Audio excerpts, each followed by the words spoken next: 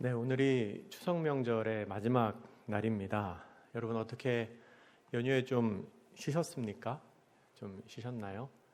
연휴 기간 동안 오히려 좀 멀리 다녀오시고 또 음식도 준비하시고 또 친척분들도 만나시고 하느라고 더 피곤하신 건 아닌지 모르겠습니다. 혹시 그러시더라도 그럼에도 불구하고 이 연휴 마지막 날 예배 자리에 오신 모든 분들께 우리 하나님께서 새 힘 주시기를, 능력 주시기를 축복합니다. 요즘 젊은 세대 사이에서 유행하는 유튜브 영상이 있습니다. 우리나라 대기업의 창업 1세대에 관한 영상입니다. 여러분도 혹시 기억나는 창업주가 있으신가요? 삼성그룹의 이병철 회장, 현대그룹의 정주영 회장, LG그룹의 구인회 회장 등이 대표적인 이제 창업주인데요. 아마 여기 계신 분들 중에서는 1970년대부터 90년대까지 그 회사들이 성장하던 시기가 너무나 익숙한 분들이 아마 많이 계실 겁니다. 그 시대를 같이 살아오셨으니까요. 거의 동년배로 혹은 좀 앞선 세대이지만 바로 옆에서 그분들이 일하고 그 회사들이 성장하는 것을 지켜보신 분들도 계시지요. 근데 여러분 한번 생각해 보십시오. 1990년대라고 해도요, 벌써 30년 전 얘기입니다. 30년 전. 그러니까 지금 20대에게는 태어나기 전 이야기이죠. 그러니까 이 자리에 계신 5, 60대 성도님들이 일제강점기를 떠올리는 것과 지금 20대 청년들이 80년대, 90년대를 떠올리는 게 느낌상 비슷한 겁니다. 그렇게 얘기하면 좀 다가오시나요? 예. 거의 위인전에 나오는 그 전설의 인물들 얘기를 보는 거죠. 유튜브로 이렇게 보는 겁니다. 그런데 그런 창업 1세대에 관한 영상이 유행하는 것을 보면서 한 일간지에서 이런 분석을 했습니다. 1세대 창업가들이 소환되는 것은 젊은 세대들이 처한 복합적인 현실과 관련이 있다. 과거보다 경제적으로는 훨씬 부유해졌지만 취업난 등 고달픈 현실을 이겨낼 내성이 떨어진 젊은 세대들이 불굴의 정신으로 불가능해 보이는 일을 일군 산업화 영웅들의 이야기에서 힘을 얻는다는 것이다. 한 30대 스타트업 창업자 A씨는 이렇게 말했다. 자기 밥그릇 챙기기에만 급급한 세태에서 1세대 창업가들이 자신을 책짓질하면서 국가까지 생각하며 업을 일궜다는 점이 존경스럽다라고 말했다. 그러니까 현실이 너무 답답하고 힘드니까 정말로 더 힘들었던 상황에서 진짜로 아무것도 없던 대한민국에서 세계적인 기업을 일구어낸 조상들의 이야기를 찾아서 본다는 겁니다. 제가 보니까 이런 에피소드들이 있더라고요. 제목이 이렇습니다. 이병철 회장이 73세에 던진 승부수 반도체. 그러니까 이병철 회장이 73세에 반도체를 개발해야겠다고 결심을 했대요. 아마 그때 반도체 안 했으면은 지금의 삼성전자는 없었겠죠. 이런 제목도 있습니다. 국산 자동차를 만들겠다고 선언하는 정주영 회장. 정주영 회장이 결심했을 때 모든 사람이 비웃었죠. 그런데 그런 비웃음 속에서 자동차를 만들기 시작했고, 만약에 그렇지 않았다면 지금의 현대차는 없을 거라고 생각합니다. 지금 현대자동차 전 세계에서 3번째로 많이 팔리는 자동차 브랜드입니다. 그런 영상들 중에서 조회수가 제일 높은 게 뭐냐면 새벽 3시에 시작하는 정주영 회장과의 아침입니다. 조회수가 330만 회 정도 되는데요. 내용이 말 그대로입니다. 드라마를 편집한 영상인데 새벽 3시에 일어납니다. 온 가족이. 씻고 식사 준비하고 그래서 새벽 4시 30분에 아침 식사를 합니다. 새벽 4시 30분에 아침 식사를 하는데 그 식사 자리에 이제 누군가 한 사람이라도 빠지면 불호령이 떨어지는 거죠. 그렇게 하루가 시작됐다는 겁니다. 그런데 여러분, 그때는 그랬습니다. 산업화가 시작되면서 우리나라 사람들 정말 쉬지 않고 일했습니다. 일찍 출근해서 늦게 퇴근했죠. 주 6일을 일했습니다. 토요일에 쉬면 큰일 나는 줄 알았습니다. 저도 토요일에 학교 다녔던 세대인데 주 5일째 한다고 막 기사 나올 때 이러다 나라가 망한다, 큰일 난다 했던 기억이 납니다. 근데 지금은 이제 토요일에 회사 가면 큰일 나겠죠. 예. 근면과 성실이 가정과 직장의 모토였고요. 그렇게 열심히 일하는 게 미덕이라고 생각했습니다. 바쁜 게 좋은 거고요. 그렇게 열심히 일하는 것, 그래야 바쁘게 일하고 성공하고 그렇게 하는 것이 당연하다고 생각을 했습니다. 쉬는 거는 잘못이라고 생각을 했습니다. 하지만 요새는 그렇지 않지요. 일과 삶의 균형을 뜻하는 워라벨이라는 말 들어보셨을 겁니다. 근데 이 말도 사실은 이제 철지난 유행어가 되었습니다. 새로운 트렌드가 아니라 그냥 당연히 그런 그게 일상이 되었다는 뜻입니다. 당연한 말이 되었다는 뜻이죠. 이제는 무조건 열심히 하는 게 아니라 잘 쉬어야 일도 잘 할 수 있다는 것이 상식입니다. 바라기는 이 자리에 계신 모든 분들은 일도 잘 하시고 또한 잘 쉬실 수 있는 성도님들 되시기를 축복합니다. 물론 사회적인 인식이 그렇게 바뀌었다고 하더라도 아직도 수고하며 일하시는 분들이 많이 있습니다. 워라벨은 꿈도 못 꾸며 일하시는 분들이 사실 지금도 계시지요. 혹시 이 자리에 그런 성도님이 계시다면 이 예배가 이렇게 예수님을 만나는 자리가 여러분들에게 쉼의 자리가 되시기를 축복합니다. 열심히 일하는 만큼 잘 쉬는 것이 중요한데요. 예수님께서도 제자들이 쉬는 것에 관심이 많으셨습니다. 오늘 본문 30절 말씀은 이렇게 기록합니다. 사도들이 예수께 모여 자기들이 행한 것과 가르친 것을 낱낱이 고하니. 아멘. 사도들이 예수님께 모여서 자신들이 행한 것 그리고 자신들이 가르친 것을 보고합니다. 이게 무슨 상황인지 알기 위해서는 그 앞에 나오는 마가복음 6장 7절부터 13절까지의 말씀을 우리가 보아야 합니다. 우리 오늘 본문 바로 위에 있는 6장 7절부터 13절까지 말씀을 한 절씩 한번 교독해 보도록 하겠습니다. 7절을 제가 먼저 읽습니다. 12제자를 부르사 둘씩 보내시며 더러운 귀신을 제어하는 권능을 주시고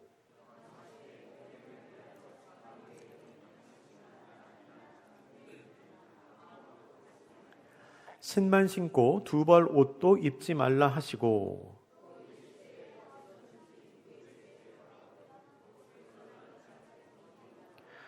어느 곳에 서든지 너희를 영접하지 아니하고 너희 말을 듣지도 아니하거든 거기서 나갈 때에 발에 먼지를 떨어버려 그들에게 증거를 삼으라 하시니. 같이 읽습니다. 많은 귀신을 쫓아내며 많은 병자에게 기름을 발라 고치더라. 아멘. 예수님께서 이 본문에서 제자들을 둘씩 짝을 지어서 보내십니다. 일종의 전도 훈련을 시키신 거죠. 귀신을 제어하는 권능을 주시고요. 여러 가지의 사역 지침을 주신 후에 제자들을 파송하십니다. 그리고 제자들은 그 역할을 훌륭하게 감당합니다. 그렇게 예수님께서 맡기신 사역을 잘 감당한 후에 조금 전에 읽었던 6장 30절 말씀에서 일종의 사역 보고, 전도 보고를 한 것입니다. 그렇다면 그렇게 제자들의 보고를 들으신 예수님의 반응이 어떠셨을까요? 많은 귀신을 쫓아내고 사람들을 고치시는 것을 보며 잘했다 라고 칭찬하고 격려하고 기뻐하셨을까요? 아니면 그거 봐라, 그렇게 하면 되지 않느냐 하고 말하며 더 하라고, 더 잘할 수 있다고 격려를 하셨을까요? 우리 예수님의 반응을 한번 보겠습니다. 본문 31절 말씀 같이 읽습니다. 시작. 이르시되 너희는 따로 한적한 곳에 가서 잠깐 쉬어라 하시니 이는 오고 가는 사람이 많아 음식 먹을 겨를도 없음이라. 아멘. 물론 예수님께서는 제자들의 말을 들으시고 칭찬도 하시고 격려도 하셨을 겁니다. 그런데 성경에 기록된 예수님의 반응은 한적한 곳에 가서 좀 쉬어라 였습니다. 잠깐 좀 쉬어라 말씀하십니다. 예수님은 제자들에게 좀 쉬라고 말씀하십니다. 그리고 그렇게 말씀하신 이유가 바로 뒤에 나오는데요. 사람이 많아서 제자들이 밥도 못 먹고 있다는 것을 알고 계셨기 때문입니다. 제자들의 사정을 다 알고 계셨던 예수님은 선교 보고를 하는 제자들에게 가서 좀 쉬어라 라고 말씀하십니다. 저는 성경을 읽으면서 예수님의 이 말씀을 볼 때마다 참 마음이 좋습니다. 제가 쉬고 싶어서 그런 거는 아니고요. 이 제자들을 향한 예수님의 따뜻한 마음이 느껴져서 그렇습니다. 곱씹을수록 제자들을 향한 예수님의 사랑이 느껴지는 말씀입니다. 그리고 나조차도 알지 못했던 나의 필요를 미리 아시고 하시는 말씀입니다.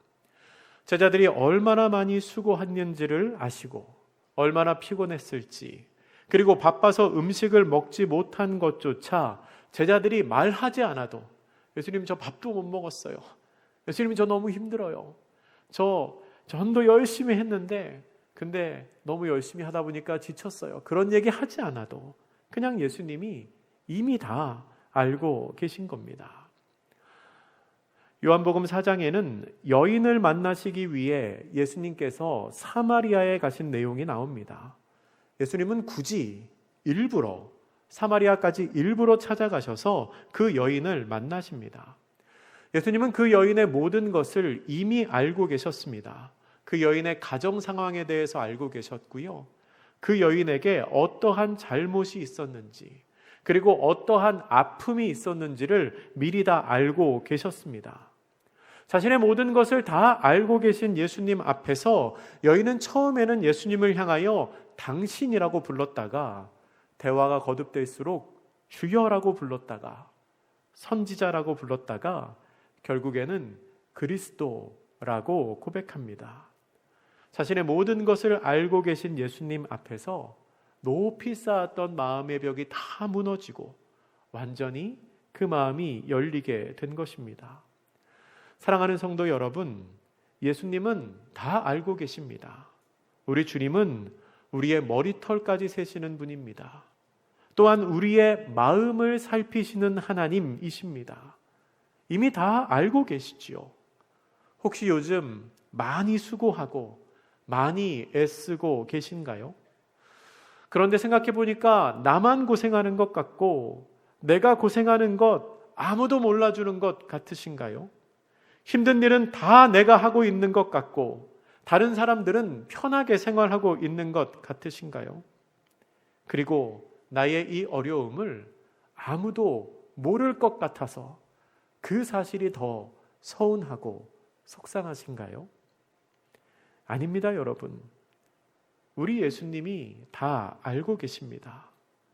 모르시는 것 같아도 다 알고 계십니다. 예수님은 우리가 하는 작은 일도 다 알고 계시고 스스로 인지하지 못했던, 나조차도 깨닫고 있지 못했던 내 안의 상황을 우리 예수님께서는 이미 다 알고 계십니다. 그리고 나보다 나를 더 잘 알고 계시는 예수님이 우리를 사랑의 마음으로 보고 계십니다. 내가 너의 수고와 너의 상처를 다 알고 있다. 이제는 좀 쉬어라. 쉬어도 된다. 그렇게까지 하지 않아도 된다. 라고 예수님이 말씀하십니다. 31절에 나오는 예수님의 마음을 조금 더 생각해 보면 예수님은 제자들의 일이 아니라 제자들 자체에 관심이 있으셨다는 것을 알 수 있습니다. 물론 제자들이 감당한 사역은 예수님께서 명령하신 일입니다. 중요한 일이지요. 그런데 예수님의 관심은 그 일에 있는 것이 아니라 그 일을 하는 사람에게 관심이 있으셨습니다. 더 구체적으로 말하면 예수님은 성과에 관심이 있으신 게 아니라 그 일을 감당하는 제자들의 상태에 관심이 있으셨습니다. 마태복음 25장에 나오는 달란트 비유에서 주인은 5달란트를 받아서 5달란트를 남긴 종과 2달란트를 받아서 2달란트를 남긴 종을 똑같은 말로 칭찬하십니다. 이 말씀입니다. 우리 화면을 보시고 같이 읽어보겠습니다. 마태복음 25장 21절입니다. 시작. 그 주인이 이르되 잘하였도다 착하고 충성된 종아 내가 적은 일에 충성하였음에 내가 많은 것을 내게 맡기리니 내 주인의 즐거움에 참여할지어다 하고 아멘. 주인은요 돈을 더 많이 벌었다고 해서 더 많이 번 사람을 칭찬하지 않습니다. 그리고 종이 돈을 번 일은 적은 일이라고 표현합니다. 네가 이 적은 일에 그러면 돈에 관심이 있지 않고 무엇에 관심이 있습니까? 충성에 관심이 있죠.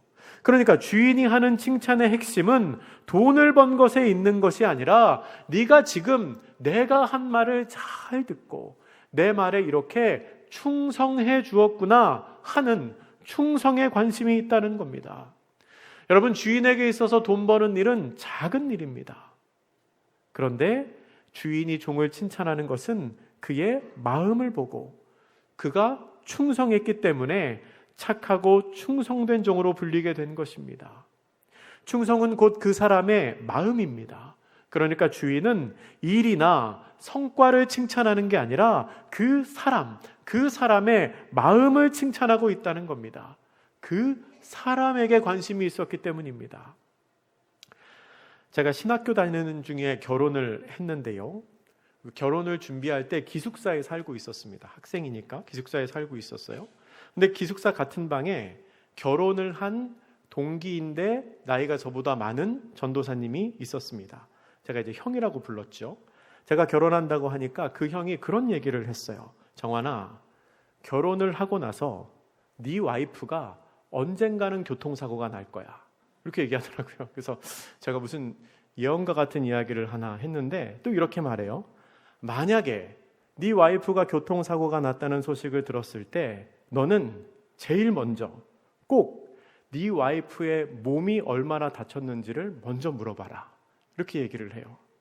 무슨 소린가 했는데 그 형이 얼마 전에 차를 샀더라고요. 차를 샀는데 운전은 주로 아내분이 하십니다. 그러니까 그 동기는 기숙사에 사니까 집에 차가 있고 형수님이 운전을 하죠. 근데 아내분이 운전하다가 교통사고가 난 겁니다. 근데 그 소식을 듣고 동기 형의 첫 마디가 이거였습니다. 차는 어떻게 됐어? 형수님이 뭐라 그랬을까요? 지금 내가 교통사고가 났다는데 차가 문제야. 이렇게 반응이 그랬죠. 그래서 그 형이 저한테 그렇게 얘기한 겁니다. 내가 그때 첫 마디가 차는 이라고 말하는 게 아니라 몸은 이라고 말했어야 했는데 내가 그걸 안 해서 평생 약점을 잡혔다. 너는 나와 같은 실수를 하지 마라 라고 얘기하더라고요. 여러분, 웃으시라고 한 얘기이지만 이게 참 의미가 있는 이야기라고 생각합니다. 사고가 났을 때 여러분은 차는 이라고 물어보십니까? 아니면 몸은 이라고 물어보십니까? 바꿔서 질문하면 이렇게 말할 수 있을 겁니다. 일이 중요합니까? 사람이 중요합니까?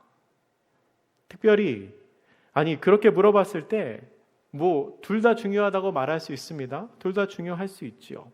특별히 주님께서 맡기신 일이면 그 사명이 더 중요할 것입니다. 그런데 예수님께서는 일보다는 사람, 그리고 성과보다는 그 일을 감당하고 있는 사람의 상태에 더 관심이 많으셨다는 겁니다. 사역 보고를 하는 제자들에게 일에 관하여 질문하시지 않습니다. 어떻게 그렇게 잘할 수 있었니? 아니면 더 열심히 했어야 하는 거 아니니? 라고 물어보지 않습니다. 사역 보고를 하는 제자들에게 예수님은 너는 괜찮니? 밥은 먹고 다니니? 라고 물어보십니다. 여러분, 우리는 자본주의 사회를 살아갑니다. 자본의 성장과 부의 증가가 무엇보다 우선시되는 사회입니다. 그런데 이런 사회에서는 인간의 존엄성이 물건처럼 가치로 환산되는 경우가 많습니다. 그러한 경쟁 사회를 살다 보면 지칠 수밖에 없습니다. 소모될 수밖에 없습니다. 그리고 능력이 없는 사람은 마치 가치가 없는 인생처럼 여겨지기도 합니다. 그럴 때에 우리가 경쟁과 성과의 논리로 판단하는 것이 아니라 우리의 존재 자체를 소중하게 여기시는, 우리의 존재 그 자체를 귀하게 여기시는 예수님의 마음으로 다른 사람을 바라보아야 합니다. 그리고 우리를 그렇게 바라보시는 예수님께 더 가까이 나아가야 합니다. 우리 예수님께서는 내가 하는 일이 아니라 나 자신에게 관심이 있으신 분이기 때문입니다. 예수님께서는 수고한 제자들에게 좀 쉬라고 하십니다. 그런데요, 안타깝게도 그 휴식이 실제로 이루어지지는 못합니다. 예수님을 따르는 사람들이 너무나 많았기 때문입니다. 오늘 보면 마가복음 6장 32절과 33절 말씀 우리 같이 읽어보겠습니다. 시작. 이에 배를 타고 따로 한적한 곳에 갈새 그들이 가는 것을 보고 많은 사람이 그들인 줄 알지라. 모든 고을로부터 도보로 그곳에 달려와 그들보다 먼저 갔더라. 아멘. 제자들은 배를 타고 한적한 곳으로 갑니다. 아마도 쉬러 갔겠죠.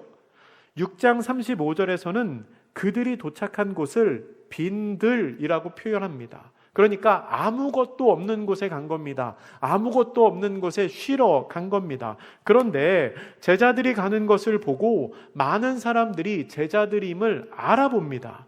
그래서 어떻게 합니까? 이 사람들이 뛰어서 배를 타고 간 제자들보다 먼저 도착을 합니다. 이게 어떻게 보면 참 난감한 상황이지요. 사람들은 왜 그런 행동을 했을까요? 단순히 호기심으로 혹은 군중심리로 그렇게 움직였을까요? 아닙니다. 그들의 마음속에는 간절함이 있었을 것입니다. 예수님과 제자들을 따라가야 한다는 간절한 소망이 그들의 마음속에 있었을 것입니다. 예수님께서는 그 사람들을 보십니다. 그리고 계획을 바꾸십니다. 원래 계획이 뭐였죠? 쉬는 거였는데 그 사람들을 보시고 계획을 바꾸십니다. 34절 우리 같이 읽어보겠습니다. 시작. 예수께서 나오사 큰 무리를 보시고 그 목자 없는 양 같음으로 인하여 불쌍히 여기사 이에 여러 가지로 가르치시더라. 아멘. 예수님은 그 불쌍한 사람들을 보시며 차마 외면하지를 못하십니다. 예수님께서 보시기에 그들은 목자 없는 양과 같았습니다. 여러분, 양은 목자가 없이는 살 수가 없는 동물입니다. 목자 없는 양에게 어려움이 생기는 것은 시간 문제입니다. 그래서 예수님은 그들을 불쌍히 여기시며 친히 그 사람들의 목자가 되어주셔서 하나님의 말씀으로 그들을 가르치십니다. 이것이 본문에 등장하는 또 다른 예수님의 마음입니다. 의지할 곳 없는 사람들, 그 사람들을 불쌍하게 여기시면서 긍휼히 여기십니다. 정죄하지 않으십니다. 과거를 묻지 않으십니다. 내가 지금 바빠서 좀 쉬려고 하는데 왜 여기까지 따라왔느냐 말씀하지 않으십니다. 그저 그 목자 없는 양과 같은 사람들, 안타까운 사람들을 다 품어주십니다. 그렇게 당시에 의지할 곳 없는 사람들, 목자 없는 양과 같은 사람들의 목자가 되어주신 예수님께서는 또한 우리의 목자가 되어주십니다. 예수님께서 당시에 그 사람들을 보시며 긍휼히 여기셨던 그 마음으로 오늘도 사모하는 마음으로 오늘도 상처 입은 영혼으로 이 예배의 자리를 사모하여 예수님의 품을 사모하여 이 자리에 나와 있는 우리 모두의 목자가 되어주십니다. 목자 없는 양과 같이 우리를 그냥 두고 보지 않으시고 우리를 불쌍히 여기시며 우리와 함께 하십니다. 여러분, 혹시 의지할 곳이 필요하십니까? 아무도 나를 도와줄 사람이 없고 아무도 나의 어려움을 몰라주는 것 같으십니까? 우리에게는 우리의 모든 필요를 이미 알고 계시는 예수님이 계십니다. 요한복음 14장 18절은 이렇게 기록합니다. 내가 너희를 고아와 같이 버려두지 아니하고 너희에게로 오리라. 아멘. 예수님께서 우리를 보호자가 없는 아이처럼 혹은 목자 없는 양처럼 버려두지 않겠다고 약속하십니다. 언제까지라도 우리와 함께 하시겠다고 그 예수님이 약속하십니다. 그 후에 예수님이 어떻게 하십니까? 오늘 본문 이후에는 그 유명한 오병이어 기적 사건이 나옵니다. 마가복음 6장 35절에서 37절의 상반절까지 말씀을 제가 한번 읽어드리겠습니다. 때가 저물어 가매 제자들이 예수께 나와 여짜오되 이곳은 빈들이요 날도 저물어 가니 무리를 보내어 두루 촌과 마을로 가서 무엇을 사 먹게 하옵소서. 대답하여 이르시되 너희가 먹을 것을 주라 하시니. 아멘. 날이 저물어 가는데 식사를 해결하기가 마땅치가 않습니다. 그때 예수님께서는 떡 5개와 물고기 2마리로 남자만 5,000명을 먹이시는 기적을 행하십니다. 우리는 오병이어 기적을 베푸시는 예수님을 보면서 예수님께서는 우리에게 영원한 생명을 주시는 분이시며 또한 이 땅에서의 먹고 사는 문제에도 해결자가 되심을 알 수 있습니다. 예수님께서 이렇게 말씀하시지 않습니다. 거룩한 영의 양식을 먹었으니까 육의 양식은 좀 건너뛰어도 돼. 나는 말씀을 가르치는 사람이지 밥을 주는 사람 아니야. 그렇게 하시지 않습니다. 여러분, 예수님은 우리의 삶에 관심이 없으신 분이 아니십니다. 구원이라는 거대한 주제, 영원한 생명이라는 거대한 주제뿐만 아니라 내가 오늘 한 끼를 먹는 이 작은 일까지도 관심을 갖고 지켜보시며 그 일을 위해 우리를 도우려고 우리를 보고 계신 분이십니다. 지금까지 우리는 예수님의 마음이라는 제목으로 말씀을 살펴보았습니다. 예수님은 제자들에게 참 따뜻하셨습니다. 제자들의 수고를 이미 다 알고 계셨습니다. 그리고 그 수고한 제자들을 향하여 쉬라고 말씀하십니다. 예수님은 제자들의 일이 아니라 제자들 자체에 관심이 있으셨습니다. 일의 성과에 관심이 있으신 게 아니라 일을 감당하고 있는 그 사람의 마음을 보셨습니다. 또한 예수님은 자신을 따르는 무리를 긍휼히 여기셨습니다. 모든 사람을 위한 구원자로 오신 예수님께서는 모든 사람을 사랑의 마음으로 대하셨습니다. 그게 우리를 향하신 예수님의 마음입니다. 그리고 우리 예수님은 구원이라는 거대한 주제 혹은 구원이라는 거대한 목표에만 관심이 있으신 분이 아니십니다. 우리 삶의 작은 부분, 먹고 사는 부분까지도 예수님은 지켜보고 계십니다. 우리가 오늘 한 끼를 먹는 작은 일에도 주님의 시선이 거기에 머물러 있습니다. 예수님께서는 우리를 향하여서는 무엇을 먹을까, 무엇을 입을까 염려하지 말라고 말씀하셨습니다. 마태복음 6장 31절에 기록되어 있지요. 그런데 정작 당신께서는, 정작 예수님 스스로는 사람들이 굶어서 기진할까 봐, 굶어서 기운이 빠질까 봐 염려를 하십니다. 마태복음 15장 32절에 기록되어 있습니다. 그러니까 말씀을 가르치시며 너희들은 염려할 것 없다 라고 말하시며 당신께서는 저 아이들이 굶으면 어떡하나, 저 아이들이 기운이 빠지면 어떡하나 염려하고 계시다는 겁니다. 그게 우리를 향하신 예수님의 마음입니다. 어떤 목사님이 가정신방을 갔습니다. 그런데 그 집 아이들이 목사님을 보면서 너무 좋아합니다. 신방을 갔는데 신방 가면 보통 아이들이 이제 목사님 보면 인사 잘하고 좋아하거든요. 근데 다른 집하고 다르게 유난히 좋아하는 겁니다. 그래서 목사님도 기분이 좋아지셨습니다. 예배를 드리기 위해서 자리에 앉았는데 아이들이 왜 그렇게 목사님을 보면서 좋아했는지를 그 집에 같이 살고 있는 할머니, 권사님이 이야기를 해주셨습니다. 알고 보니까 매일 밤 아이들이 잠들기 전에 이 할머니가 아이들에게 목사님의 설교를 들려준다는 겁니다. 잘 준비를 잘 하고 누워있을 때 목사님의 설교를 이렇게 틀어준대요. 그러니까 아이들이 매일 목사님의 설교를 들으면서 잠이 들었고 매일 그렇게 목소리를 듣다 보니까 이 아이들에게는 목사님이 너무 친근한 겁니다. 그 말을 듣고 목사님이 기분이 더 좋아지셨습니다. 기분이 좋아지셔서 이제 신방 예배를 시작했습니다.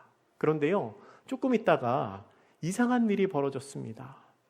예배를 드리면서 목사님이 설교를 시작하니까 아이들이 잠들기 시작하는 겁니다. 목사님이 설교 시작하니까 아이들이 잠들어요. 그러니까 설교를 들으면서 잔다는 게 사실이었던 거죠. 설교를 들으면서 자는지 설교만 들으면 자는지는 모르겠지만 아무튼 그게 사실이었던 겁니다.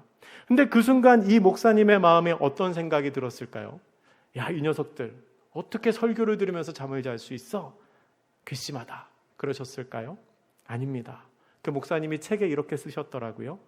매일 말씀을 들으며 자는 아이들이 너무 기특해서 아이들을 마음껏 축복해주고 왔습니다. 목사로서 오늘은 너무나 기쁜 하루였습니다. 여러분, 예수님께서 우리를 보시는 시선이 이와 비슷하지 않을까요? 우리가 뭘 해서 예수님이 더 기쁘신 게 아닐 겁니다. 그저 옆에 있으려고 하는 그 존재 자체를, 옆에 있으려고 하는 우리들의 그 모습을 예수님께서 기뻐하십니다. 하루 종일 수고하고 애쓴 지친 몸으로 그럼에도 불구하고 내가 그래도 예배 드려야지, 그래도 내가 주님 만나야지 하는 마음으로 예배 자리에 와서 혹시 좀 졸더라도 그래, 그렇게라도 내 옆에 있으려고 하는 네가 나는 참 예쁘다 라고 말씀하시는 게 예수님의 마음일 것입니다. 예수님은 성과가 아니라 우리의 존재 자체를 기뻐하십니다. 우리를 사랑하고 기뻐하시는 예수님 곁에 꼭 붙어 있으시기를 주님의 이름으로 축복합니다. 이 교회가, 그리고 예수님의 품이 여러분께 세상이 줄 수 없는 쉼을 허락하여 주실 것입니다. 기도하겠습니다. 사랑의 하나님, 하나님께서 우리의 아버지가 되어주셔서 참 감사합니다. 그리고 우리를 사랑하시는 예수님께서 우리의 목자가 되어주셔서 정말 감사합니다. 이미 우리의 수고를 아시고 우리의 연약함과 필요와 아픔과 상처를 다 알고 계신 주님 앞에 저희가 나왔습니다. 저희를 긍휼히 여기시고 은혜로 품어주시옵소서. 내 평생 오직 주님만 의지하며 살게 하시고 주의 기쁨이 되어 살아가게 하여 주시옵소서. 감사드리며 예수님의 이름으로 기도드립니다.